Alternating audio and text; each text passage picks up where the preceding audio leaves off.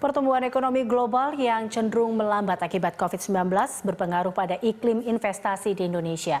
Badan Koordinasi Penanaman Modal mencatat realisasi investasi langsung di kuartal 2 2020 turun 4,3% dibandingkan periode yang sama tahun lalu. Dengan pencapaian realisasi investasi di kuartal 2 sebesar 191,9 triliun rupiah. Dan Koordinasi Penanaman Modal atau BKPM mencatat realisasi investasi modal asing dan dalam negeri pada semester 1 2020 mencapai 402,6 triliun rupiah atau 49,3% dari target pada tahun ini. Realisasi investasi Indonesia sebesar 191,9 triliun rupiah sepanjang April hingga Juni 2020. Realisasi di kuartal 2 2020 itu mengalami penurunan 4,3% dibandingkan periode yang sama tahun 2019 yang sebesar 200,5 triliun rupiah.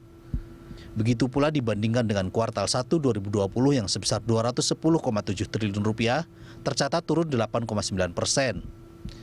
BKPM mentargetkan realisasi investasi kuartal 2 2020 di atas 200 triliun rupiah.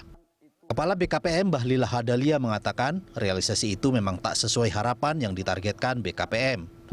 Target yang meleset tersebut tak lepas dari tekanan pandemi COVID-19 terhadap perekonomian domestik maupun global.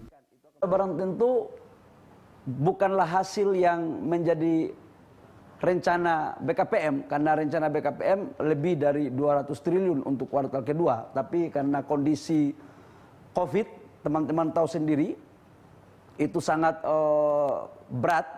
Harus kami akui lah bahwa kuartal kedua ini di mana adalah periode yang sangat berat.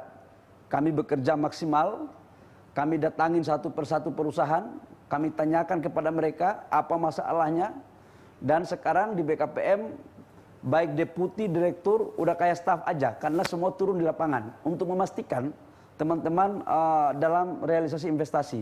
Baik investasi yang baru mau datang, ataupun teman-teman yang sudah berinvestasi, yang sudah jalan. Dari total investasi semester 1 tersebut, penanaman modal dalam negeri masih lebih tinggi dari penanaman modal asing.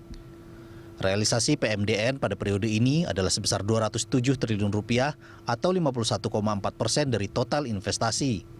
Dan realisasi PMA sebesar 195,6 triliun rupiah atau 48,6%.